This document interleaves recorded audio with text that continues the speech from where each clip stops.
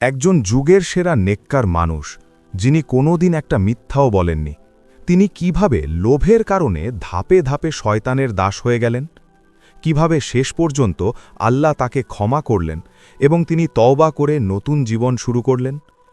এই গল্পটা শুধু একটা পুরনো কাহিনী না, এই গল্পটা আজকের আমাদের জন্যেও সমানভাবে প্রযোজ্য। আসুন এই গল্প থেকে কিছু গভীর শিক্ষা নেওয়ার চেষ্টা করি। প্রথম শিক্ষা, ভুল নিয়তে সঠিক কাজও ক্ষতিকর হয়। আল্লামা আব্দুল্লাহ দান করেছিলেন, দান তো ভালো কাজ, কিন্তু তার নিয়ত ছিল বিনিময়ে 10 গুণ পাওয়া। ইসলামে দানের নিয়ত হওয়া উচিত শুধু আল্লাহর সন্তুষ্টির জন্য। প্রতিদান পাওয়ার হিসেব কষে দান করলে সেটা আর দান থাকে না, সেটা ব্যবসা হয়ে যায়। আল্লাহ পাক কোরআনে বলেছেন, তোমরা আল্লাহর পথে ব্যয় করো এবং নিজেদের হাতে নিজেদের ধ্বংসের মধ্যে নিক্ষেপ করো না। সূরা বাকারা আয়াত 195। নিয়ত ঠিক থাকলে আল্লাহ ঠিকই দেবেন, দুনিয়াতে বা আখেরাতে, সেটা তার ব্যাপার। আমাদের কাজ শুধু সঠিক নিয়তে সঠিক কাজ করা। দ্বিতীয় শিক্ষা, ধর্মীয় জ্ঞান সব সময় যাচাই করো। আল্লামা আব্দুল্লাহ একটা কথা পড়লেন আর সেটা ভুল বুঝলেন। তিনি শহরের মৌলভীর কাছে গিয়ে নিশ্চিত করলেন, মৌলভী বললেন শতভাগ সঠিক। কিন্তু আসল ভুলটা কোথায় হলো? মৌলভী হয়তো বললেন, হ্যাঁ, নেকির বদলে 10 গুণ সওয়াব পাওয়া যায়, এটা সঠিক, কিন্তু আল্লামা আব্দুল্লাহ যা জিজ্ঞেস করেছিলেন, দুনিয়াতেই কি 10 গুণ টাকা মিলবে, এই বিশেষ ব্যাখ্যাটা কি মৌলভী নিশ্চিত করেছিলেন? সম্ভবত যোগাযোগে ভুল ছিল। এটাই শিক্ষা, ধর্মীয় ব্যাপারে শুধু একজনের কথায় বড় সিদ্ধান্ত নেওয়া উচিত নয়।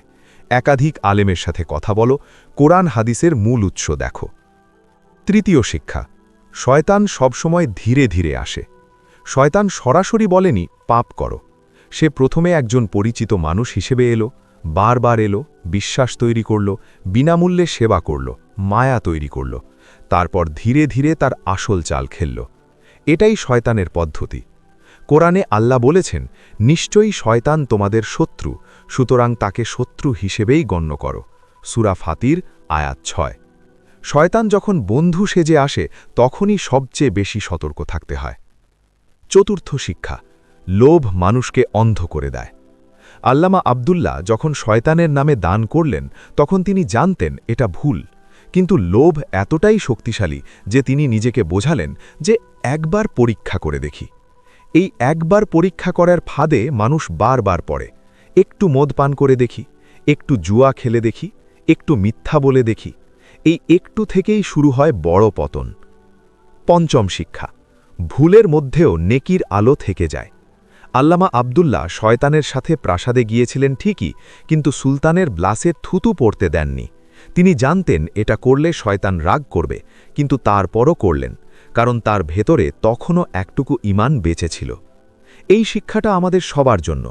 যতই পাপে ডুবে যাও না কেন, যদি ভেতরে একটুকু ঈমান বেঁচে থাকে, আল্লাহ সেই সুযোগটাকেই ব্যবহার করে তোমাকে ফিরিয়ে আনেন। ষষ্ঠ শিক্ষা, আল্লাহর ওয়াদা সত্য। আল্লামা আব্দুল্লাহ শেষ পর্যন্ত বলেছিলেন, আল্লাহ নিজের ওয়াদা অবশ্যই পূরণ করেন।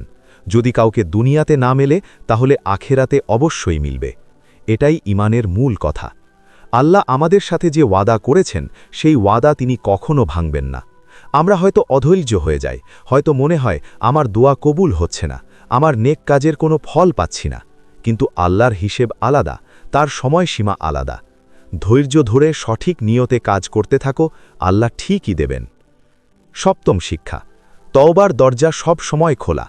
আল্লামা আব্দুল্লাহ অনেক বড় ভুল করেছিলেন। শয়তানের নামে দান করেছিলেন, শয়তানের সাথে রাজার প্রাসাদে ঢুকেছিলেন, কিন্তু যখন তিনি বুঝলেন তখন তওবা করলেন, আর আল্লাহ তাকে ক্ষমা করলেন। কোরআনে আল্লাহ বলেছেন, হে আমার বান্দারা, যারা নিজেদের উপর অত্যাচার করেছ, আল্লাহর রহমত থেকে নিরাশ হও না, নিশ্চয়ই আল্লাহ সকল পাপ ক্ষমা করেন। সূরা জুমার আয়াত 53। যত বড় পাপই হোক, তওবার দরজা বন্ধ হয় না। অষ্টম শিক্ষা, লোভের বিনিময়ে লজ্জা। আল্লামা আব্দুল্লাহ নিজেই বললেন, লোভের বিনিময়ে মানুষকে লজ্জা পেতে হয়। তিনি যা পেলেন, লজ্জা, অপমান, শয়তানের দাসত্ব।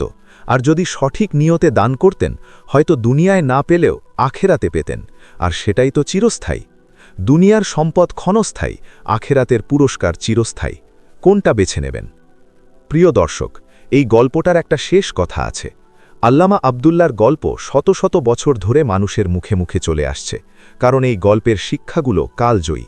লোভ তখনও ছিল, এখনও আছে, ভবিষ্যতেও থাকবে। শয়তান তখনও ছিল, এখনও আছে, ভবিষ্যতেও থাকবে।